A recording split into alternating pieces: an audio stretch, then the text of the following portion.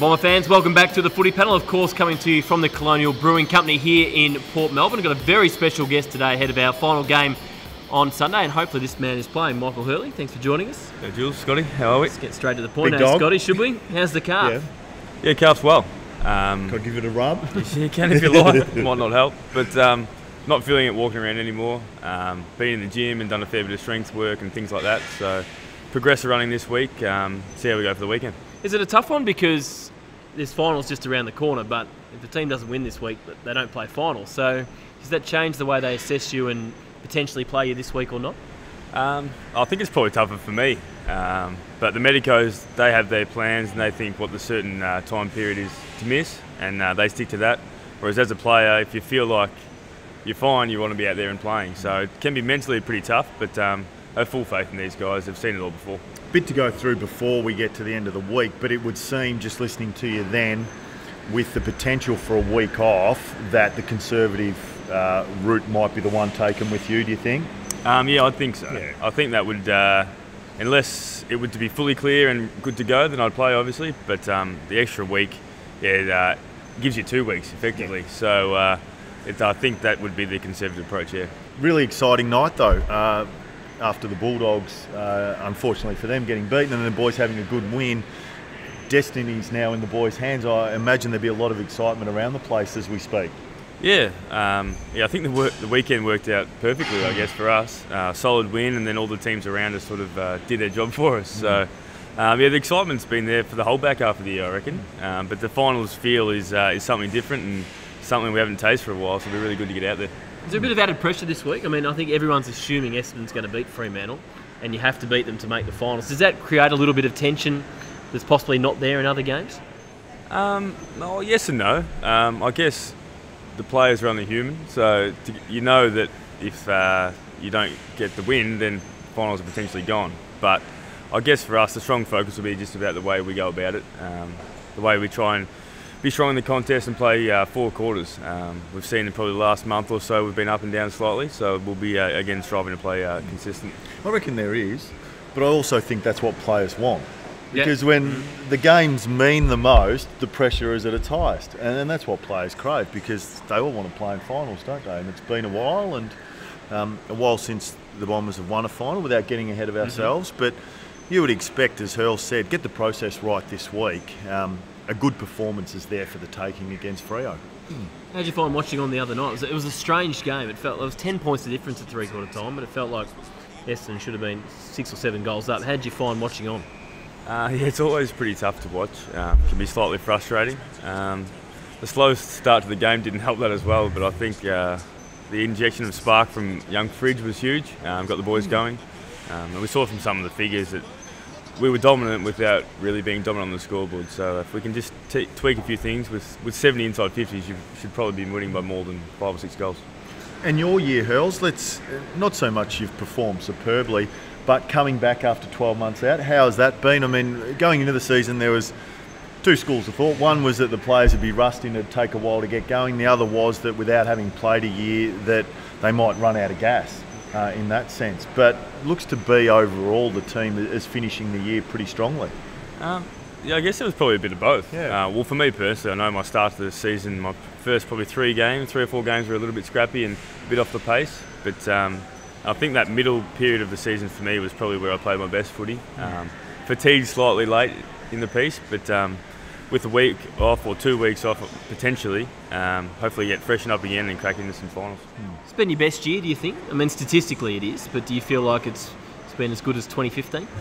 I think it's sort of hard to compare. I think the way I defended in 2015 was probably the best I've defended. I played on probably the number 1 forward for a good half of that season when Hooksy went forward. But I think offensively this has definitely been my best season. It's sort of hard to compare the two, but hopefully next year I can get it somewhere in between and have a bit more. What do you prefer? I mean, you have played that release type role, and your intercept work has been amazing. Do you like the challenge at times of the lockdown, beat the big dogs, or prefer the chance to, get 25, which you seem to be doing a bloody lot, which has been super? I guess it's you always do like to come up against the best and sort of match yourself. Beat the best. Beat the best, that's right. But I think we've been really lucky this year. Obviously, Paddy Ambrose missed a lot of footy, but he's been really important for us. Mick Hartley's done some amazing jobs on the number one forward. So for me, this year's been more of a intercept and sort of get in the way type role, whereas in the past it's probably been that lockdown. So I don't know. I guess each week's differently. But yeah, for me, I do like the challenge, but at the same time, it's always nice to have the footy in your hands. What's it like playing on a good mate? We saw you playing on Josh Jenkins a couple of weeks ago. Is it difficult? Is it more difficult? I suppose in a way. I started that game quite slowly, so it was. I was probably a little bit off the pace early, but I guess once you get into it, it's another game. It is. You have a bit of a chuckle, a bit of a laugh, and I think he got the chocolates on me in that game. You end up kicking 3, which wasn't too much fun. But it's good. It's fun. It sort of reminds you when you're younger, you come up against your mates and play things like that, and AFL can be taken very seriously at times. So to peg it back a bit and have fun out there was great. Do you have a laugh then on the back of that when people are criticising Carl Hooker for rubbing hair and Joe Danaher jumping on Rory Atkins? I mean, it's good to see players having fun, surely. Oh, well, you grow up loving the game. It's what you play for. Have fun. You don't want to take all the fun out of it. I was going to say, we do take it too seriously at times, don't we? Yeah, very much so. At the end, it is a game, and it's a game we love playing. So why wouldn't we go out there and show our emotions, have a laugh, be serious when we need to be serious? And I think you see the fans, they love some of the things they love the most is when the boys get heated and have a bit of a scuffle. So the emotion in the game, you don't want to take it all out. Plenty of questions coming off the Twitter page at Essendon FC. Actually, Michael Hartley tweeted in, said he hasn't got a question, just well done on your year, get your calf right and hope to see you back out. Is he get your calf right because I need you back. About 25 metres in front of me, just laying off, getting in the space of my man. Is he a bit of a different cat, Michael Hartley? He's slightly different. He's a great man, Mick. He's his own man. He does what he pleases, and he sort of doesn't worry about what other people think, which I really like. Another one the fans have certainly been impressed with in the second half of the year is Marty Gleeson. Have you seen a significant improvement in him, probably from about round 5 or 6 this year?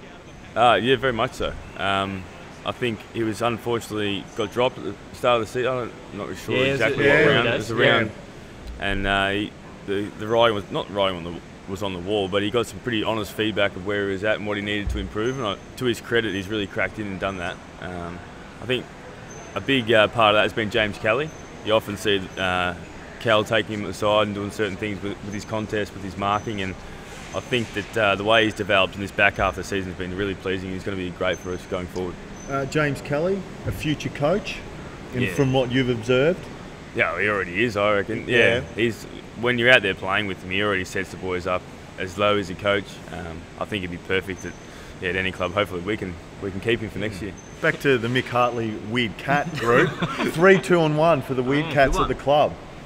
Who's the weirdest? Who's the weirdest? He probably takes the cake for the 3 votes.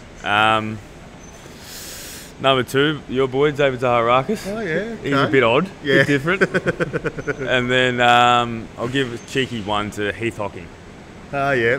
He's an individual. Great man. The baker, yeah. So there's my votes. Makes a good sourdough.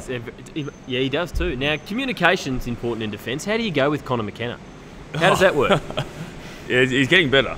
I'll say that much. He's learning English. He's slowing his speech down, but at the start, he's just rambling on. You're not really sure what he's saying. So, but I think he's got to the point where he knows that no one can understand him unless he pegs it down a bit. Have you been surprised at his development this year? I mean, he looks like a natural AFL footballer out there now. Yeah, he does. I have been shocked. The first sort of few games he played this season, he got run down, made a few poor decisions, but as the weeks progressed, he's just got better and better, and he's become really important for us.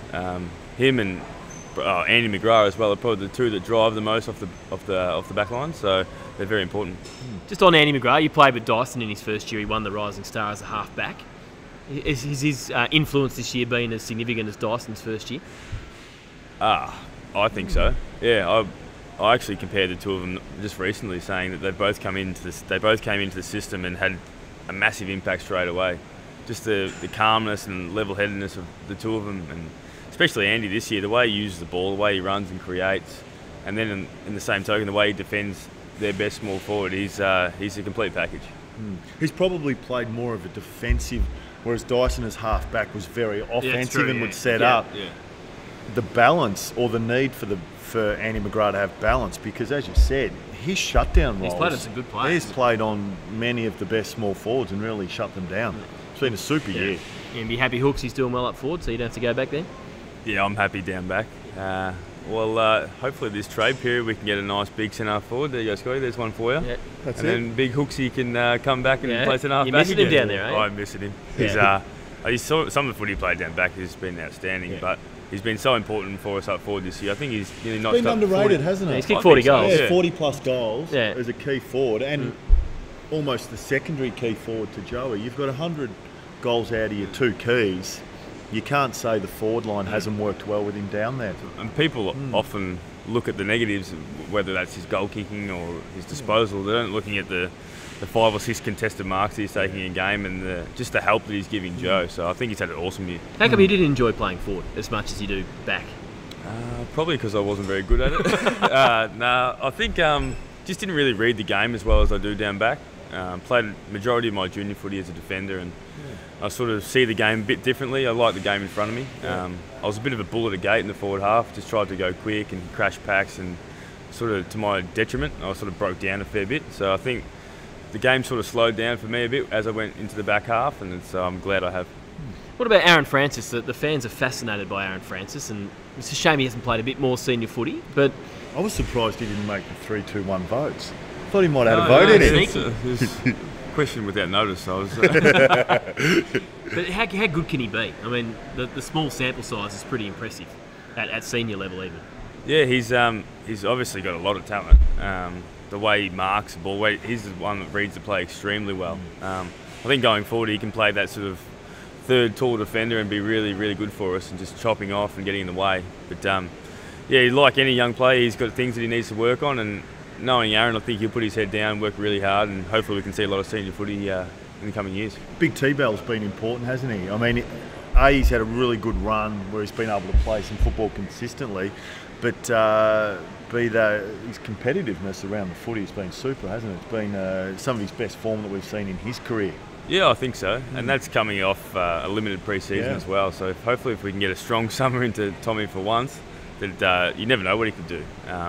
He's such an imposing figure in the middle of the ground, and the way that he sort of looks after his mids, and even I think his ruck work's slightly underrated as well. Our contested ball and our clearance stuff has really improved since he's been in there. You mentioned the fridge before, Josh Begley. I mean, he's clearly physically ready to play AFL, and it's only a very small sample size, but he seemed to pick up the pace of the game pretty quickly as well. Yeah, he's had an outstanding year. His form in the VFL has been extremely consistent for such a young player, and yeah, as we saw on the weekend, he can have a real impact quickly. So he'll just get better and better, I think, with that sort of match fitness and learning the speed of the game, and exciting things to come for Fridge. What do you expect from Fremantle this week? I mean, they've been embarrassed 2 weeks in a row. I mean, you'd expect some sort of response this week, wouldn't you? Particularly given they've only got one more game for the year. Yeah, of course. And you often see sides later in the piece that sort of try and ruin seasons for other teams. Yeah. So I think that'll be sort of their go-to for this weekend. But yeah, as I said before, we'll focus a lot on what we need to do this weekend to get the job done. And the start. I mean, there'll be resistance. Yeah, correct. But if you can get off to a good start, I think that's the critical aspect of this week's game. And finals is always special, but you were asked about it in a press conference earlier. Would it mean a bit more this year, given everything yourself, the other 12 players, the club has been through just to make a final this year? Yeah, I feel like there's a few little sort of things that would add to it. Obviously, Cal and Job retiring, what happened last year, and things like that. They'll add to the feeling of finals. But at the end of the day, it's finals footy. It's where you want to be. I've only played sort of a couple of finals in my career, and they haven't been good to watch. So for us, it's a real carrot. If we can get through this week and play some finals, that'd be huge. Well, I guess the fact is, I mean, we don't know what's going to happen this weekend, but the two likely opponents appear to be Sydney and Port Adelaide, and both the games against those two this year were pretty strong. Yeah, so we've had some good recent form. We were able to get over Port down here, and sort of the Sydney game. We'll talk about the Sydney game a lot this year, but probably should have won that one. Yeah. So I think we'll take great confidence of going in and playing those two. The Bombers' form actually against top 8 teams is very strong. Well, Mick, thanks for joining us. We hope to see you out there on Sunday, but if not, certainly fingers crossed in the first week. I've got to ask you about the Bomber beer too. Are you a beer drinker? I do like beer. So down at obviously the Colonial Brewery with the new Bombers beer. Look at that, lovely draft beer. So I might have to sample a few of these in the coming off. How many did you have overseas last year? Conservatively, I had a couple, not too many. A few hops got caught in the beer. Yeah, that's right. Yeah, exactly. Well, Mick, thanks for joining us, and as I say, I hope to see you there Sunday, if not in the first week of the finals. Beautiful. Thanks, Scotty, guys. we'll see you next week. Hopefully, talking about an upcoming finals campaign. We expect to be. Yeah, we expect to be. And Bomber fans, make sure to get your Bomber beer. Log on to the Colonial Brewing website. Another big crowd on Sunday, Essendon versus Fremantle, and possibly the last chance in Melbourne to say goodbye to Joe Watson and James Kelly. Unless we make the grand final. The last chance for a game in Victoria. In a home and away grand game. final day. Exactly. Yeah. And Bomber fans, enjoy Sunday, and we'll see you next week on the Footy Panel.